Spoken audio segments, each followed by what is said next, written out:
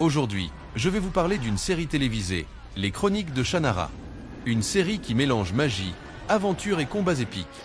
Mais surtout, un univers rempli de créatures fantastiques. Elfes, druides, démons et bien d'autres êtres mystiques s'affrontent dans une lutte acharnée pour le destin du monde. Dans cette première saison, tout commence avec Amberle, une princesse elfe au destin exceptionnel, Will, un jeune demi-elfe en quête de son héritage, et Ertria, une voleuse débrouillarde. Ensemble, ils doivent empêcher l'apocalypse déclenchée par le retour des démons. Mais leur quête sera semée d'embûches et de révélations bouleversantes. Accrochez-vous, car nous allons plonger ensemble dans l'histoire palpitante de Les Chroniques de Shannara saison 1. Mais avant de commencer, abonnez-vous pour ne rien manquer des prochains épisodes à venir. Il s'agit d'Amia, dont la vie a soudainement changé, devenant la seule capable de sauver le monde des fées dans la cité des fées, située dans un autre univers. La princesse Amberly s'entraînait toute la nuit dans la forêt. Elle courait et traversait la forêt les yeux bandés, les mains et le dos attachés, aidée par son oncle Ander.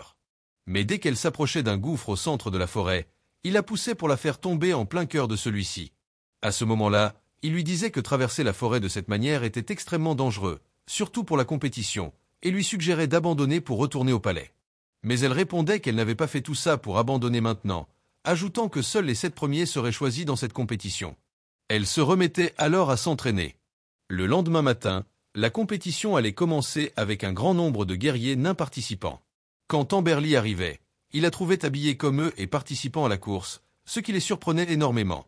On apprend que ce qu'Amberly faisait aller à l'encontre des lois et des principes de leurs ancêtres. Elle n'aurait même pas dû être là, encore moins concourir avec eux. À cet instant, son amie arrivait, surprise de la voir, pensant qu'elle venait juste le saluer et lui souhaiter bonne chance. Mais il était stupéfait de la voir participer et tentait de la convaincre de se retirer, car la compétition était trop dangereuse pour elle, et les nains prêts à tout pour gagner. Cependant, Amberly ne se laissait pas convaincre par ses paroles et lui disait qu'elle était là pour gagner, demandant à son ami de lui bander à nouveau les yeux. Tous les spectateurs se mettaient en rang, et dès qu'ils entendaient la trompe, tout le monde courait vers la forêt. Mais dès le début, quelqu'un frappait Amberly et la faisait tomber au sol. Les autres continuaient à courir dans la forêt à toute vitesse, et bien qu'ils aient tous les yeux bandés, aucun heurtait d'arbre, comme s'ils couraient sur une route dégagée. Pendant ce temps, Amberly était déterminée à se prouver à elle-même qu'elle en était capable.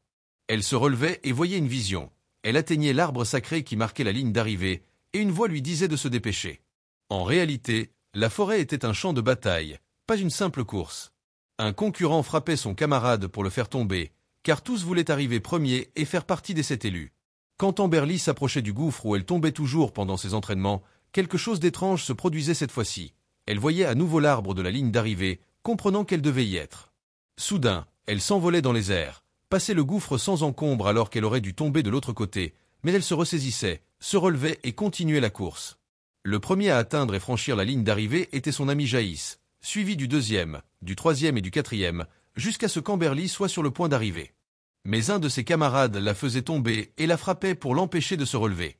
Cependant, elle n'allait pas gâcher tout ça en une seconde. Elle se relevait en un instant, le frappait, le faisait tomber, le piétinait et courait pour prendre la 7e place, devenant ainsi l'une des 7 élus. Ensuite, les 7 choisis entraient dans le jardin magique où se trouvait l'arbre Alcry. Le roi, qui était le grand-père d'Amberly, les accueillait et leur racontait l'histoire de l'arbre. Il y avait eu une guerre féroce entre le monde des fées et les démons.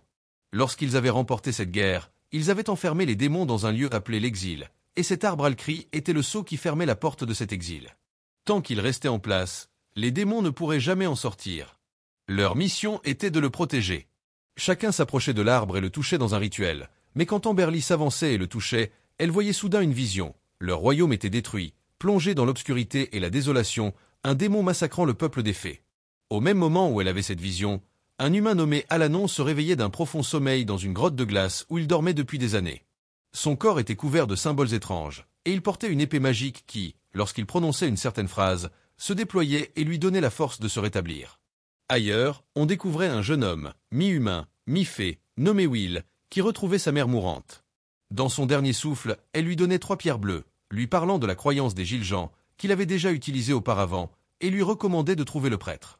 Après la mort de sa mère, Will prenait son cheval et partait chercher ce prêtre dont elle lui avait parlé, le seul moyen de retrouver son père et de découvrir sa vie. Pendant ce temps, Amberly se préparait pour une fête, et avant qu'elle ne commence, elle dessinait le démon qu'elle avait vu dans sa vision.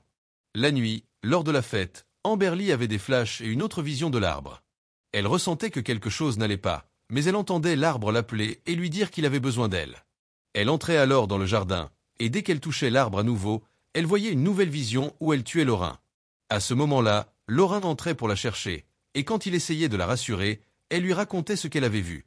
Mais il ne la croyait pas, la frappait et s'en allait, pensant qu'elle allait causer la destruction du royaume. Pendant ce temps, Will poursuivait son chemin lorsqu'un géant l'attaquait soudainement et l'attachait. Il allait le tuer, mais une fille apparaissait, tuait le monstre et sauvait Will. Cette fille était une humaine ordinaire, pas une fée ni autre chose. Le lendemain, Andor s'inquiétait de l'absence d'Amberly et se disputait avec Lorin, son dernier compagnon, l'accusant d'être responsable de sa disparition. Mais Lorin lui racontait ce qui s'était passé et lui demandait d'aller la chercher.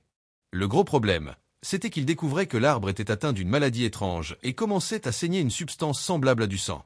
Soudain, un homme doté de pouvoirs magiques apparaissait dans le palais royal, frappait les gardes d'un simple geste de la main pour les écarter de son chemin et entrer voir le roi. Il leur disait bien plus que « ce n'est qu'un arbre, et voilà ». Le roi était alors stupéfait de découvrir qu'il s'agissait d'Alanon, le dernier prêtre de Barnora, présent lors de la guerre contre les démons autrefois, connaissant toute l'histoire. Il s'étonnait que l'histoire de l'arbre soit devenue un simple folklore, une légende qu'on racontait, et non une vérité historique que tous devaient connaître et vérifier. Alanon expliquait au roi que l'arbre l'avait appelé et qu'il devait entrer immédiatement dans le jardin.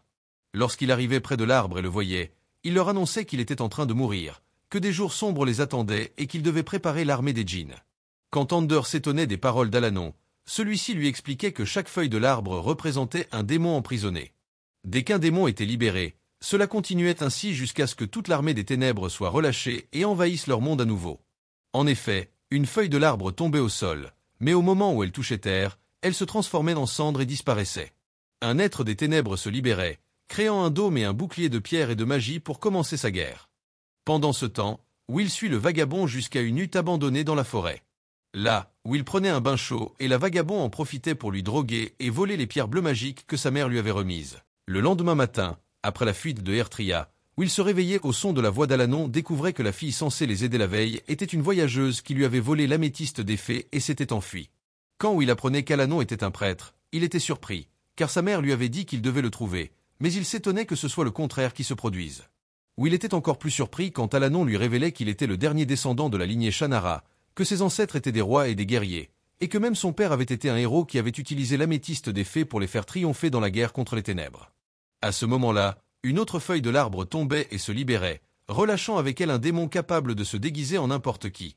Le roi des démons lui ordonnait d'aller tuer tous les élus, les 7 choisis. Cette nuit-là, Amberly était dans la forêt et tombait dans un piège tendu par Ertria, la voyageuse qui avait volé l'améthyste à Will. Mais Amberly ne se laissait pas duper comme Will, prenait le cheval d'Ertria et rejoignait sa tente sur la côte. Le lendemain, Alanon partait avec Will vers la forteresse antique dans la montagne pour lui enseigner la magie à partir du livre magique, car il était le seul capable de protéger Amberly et de sauver le monde avec elle. Quand Alanon entrait pour chercher le livre magique, il le trouvait enfoui dans le mur. Il utilisait alors sa magie, contrôlant tout autour de lui, ses mains s'enflammaient, et il écartait la pierre qui cachait le livre. Lorsqu'il le prenait et l'ouvrait, les écritures qu'il contenait étaient faites de magie et de feu. Soudain, il voyait une vision du roi des démons qui le repérait et tentait de le contrôler. Quand Alanon essayait de le frapper avec son épée, il n'y parvenait pas, et l'épée se brisait en 1000 morceaux. À cet instant, Will devait réagir vite, et Alanon lui disait qu'il devait retourner au palais immédiatement. À ce moment-là, près de l'arbre magique, Lorin était surpris par Amberly, qui lui disait qu'elle était revenue car elle avait entendu l'appel d'Alcry. Soudain, elle le poignardait dans le ventre et le tuait après avoir appris où étaient les 6 autres élus restants. Mais on découvrait que ce n'était pas vraiment Amberly, mais le démon métamorphe d'Agda Mora. Quand on revenait à Amberly, elle était dans la forêt lorsqu'un inconnu l'attaquait et la frappait. Au palais, l'oncle d'Amberly demandait à Alanon d'utiliser sa magie pour localiser Dagda Mora afin de le tuer. Mais le problème était que, à l'origine, il avait été un prêtre comme Alanon, mais il avait utilisé la magie noire et perdu son chemin. Lorsqu'il l'avait emprisonné pendant la guerre contre les démons, il n'avait pas oublié et était revenu pour se venger et détruire le monde. Personne ne pouvait déterminer sa position exacte, car il se cachait dans des roches noires qui masquaient son emplacement. On apprenait que Dagda Mora, le seigneur des ténèbres, le véritable maître, ne pouvait entrer dans le monde des fées que lorsque la dernière feuille de l'arbre Alcry tomberait. C'est pourquoi il envoyait ses soldats exécuter ses ordres. Après le départ de tous, Alanon demandait à Will de fouiller la chambre d'Amberly sans que personne ne s'en rende compte, car il y avait un espion dans le palais. À ce moment-là, Amberly était avec sa tante, celle qu'il avait attaquée la veille dans la forêt. C'était Baeria, qui vivait sur la côte, loin du royaume. Quand Amberly lui racontait ce qui s'était passé et que l'arbre Alcry était en train de mourir, Baeria tremblait face à cet avenir sombre. Amberly se souvenait que tout cela était arrivé parce qu'elle avait enfreint les règles en rejoignant les élus. Quant à Eritrea, son chef la frappait et la menaçait, disant qu'elle l'avait trahi en ne volant rien et en ne lui ramenant rien de nouveau. Mais elle se défendait et le suppliait de lui donner une autre chance, lui offrant l'améthyste des fées pour prouver qu'elle ne l'avait pas trahi. Surpris, Sivalo acceptait un marché. Si elle lui ramenait Will, il lui rendrait sa liberté. Will avait en effet un rôle crucial dans la guerre imminente. Au palais royal, il découvrait où se trouvait Amberly et apprenait avec surprise que Baeria avait quitté le royaume et disparu après que son frère, le roi, lui avait interdit d'épouser Alanon, un humain et prêtre. La plus grande surprise était que le chien du roi se révélait être l'un des soldats de Dagda Mora, un démon métamorphe capable de prendre n'importe quelle apparence. Il était là, écoutant tout sur Amberly et son emplacement, sans que personne ne s'en doute ou ne connaisse son histoire. Ensuite, Alanon et Will partaient pour le lieu où se trouvait Baeria. En chemin, Alanon racontait à Will tout sur son père. Il avait sacrifié sa vie pour les faire triompher dans la guerre, mais l'utilisation de la magie avait un prix, et il était mort seul, marqué par elle. Dès que Baeria voyait Alanon, elle se disputait avec lui reprochant de l'avoir abandonné et d'être parti, revenant maintenant alors qu'il était vieux, et non plus le jeune homme qu'il était autrefois. À ce moment-là, l'arbre perdait une autre feuille, libérant un nouveau démon qui apparaissait soudain, attaquait Baeria, la tuait, puis se dirigeait vers Amberly. Alanon courait rapidement pour protéger Amberly, parvenant à couper les ailes du monstre et à lui trancher la tête avec son épée enchantée. Ils devaient fuir rapidement, car leur position était compromise, mettant Amberly et Will en grand danger. Mais Alanon était gravement blessé au ventre et tentait de les protéger. Quand Amberly apprenait qu'il devait retourner à l'arbre Alcry rapidement, car elle était la dernière élue et que tous les autres étaient morts, elle s'effondrait et courait s'isoler sur la plage. Lorsqu'ils découvraient qu'Alanon était grièvement blessé, il leur montrait une carte et leur disait de se rendre rapidement à la grotte des prêtres, où il avait dormi en stase pendant des années. Après être arrivé là-bas, où il voyait que son état était critique.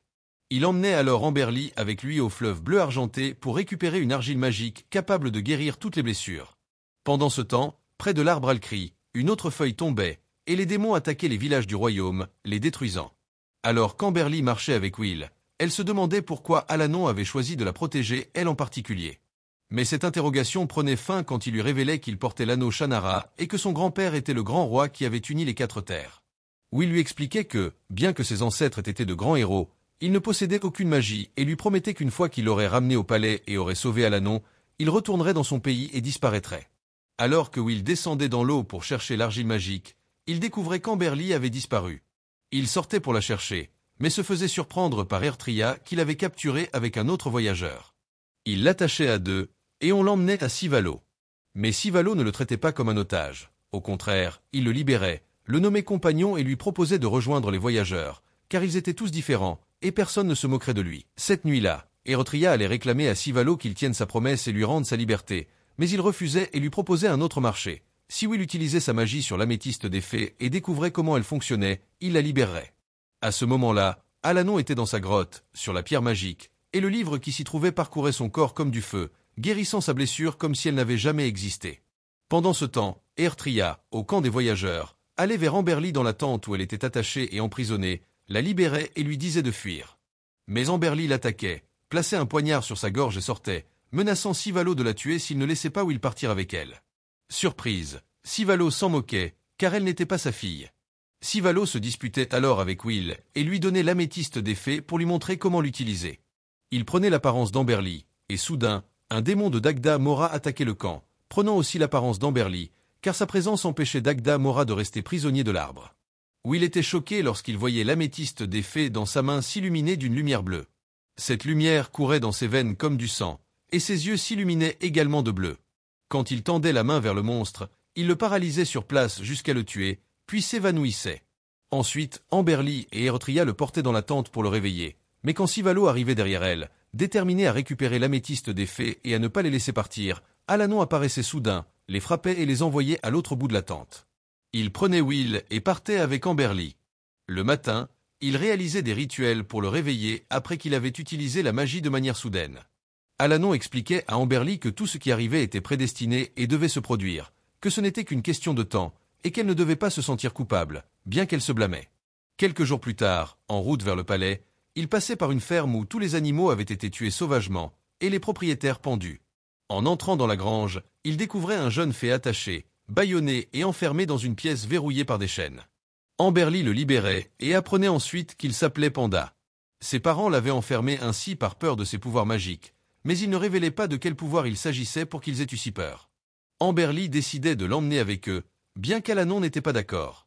Quant à Eretria, elle rassemblait ses affaires pour quitter le camp et être libre, mais si Valo l'attaquait et la menaçait, si elle ne lui ramenait pas l'améthyste, il la tuerait. Quand Amberly revenait au palais avec Panda, celui-ci s'éloignait dès lors qu'elle l'accueillait. En la touchant, il voyait son avenir en flash rapide, c'était son pouvoir magique.